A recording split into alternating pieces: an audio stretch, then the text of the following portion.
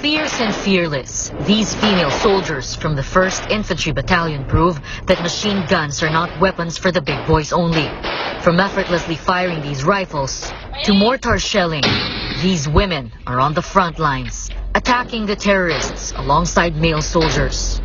Sumasama din kami dyan sa mga putukan pag kasama namin yung battalion commander namin. The moment na pumasok kami sa training, may sinumpaan kami na anytime na pag alam namin na yung pinasukan namin ay sasabak talaga kami kung saan. Sa tulad ng giyera, ganito po.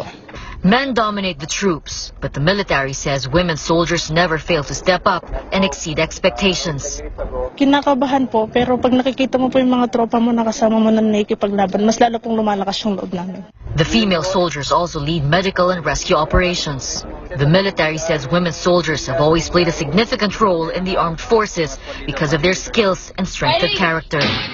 Some of their best snipers who have killed several Mauta terrorists are also women.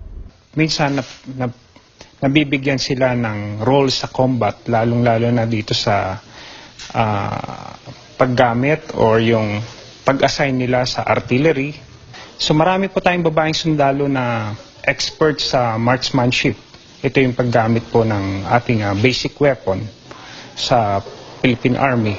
At ito ay isang manifestation na nagbibigay tayo ng equal opportunity. The military says gender doesn't matter out on the battlefield as long as you have the grit and the heart to fight, as well as the commitment to serve the people and country. In Marawi City, Camila Abadisho, CNN Philippines.